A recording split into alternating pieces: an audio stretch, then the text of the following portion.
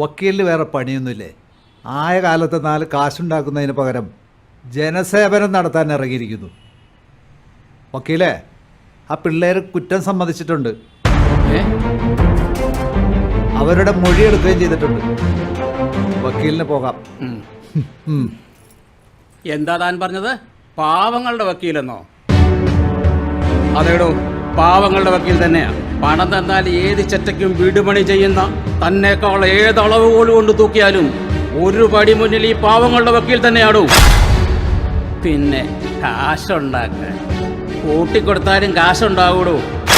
താൻ ചെയ്യുന്ന ഈ പണിയേക്കാൾ നല്ലത് ആ പണിക്ക് പോവുക. മിണ്ടിപ്പോരുത്. പിന്നെ താൻ പറഞ്ഞ ജനസേവനം, ശരിയായ ജനസേവനം തറവാട്ടിൽ പിറന്നവർക്ക് പറഞ്ഞിട്ടുള്ളതാണോ? വഴി പിടിച്ചവന്മാർക്ക് പറഞ്ഞിട്ടില്ലത്. അപ്പം വരട്ടെ എസ് ഐ സാറേ.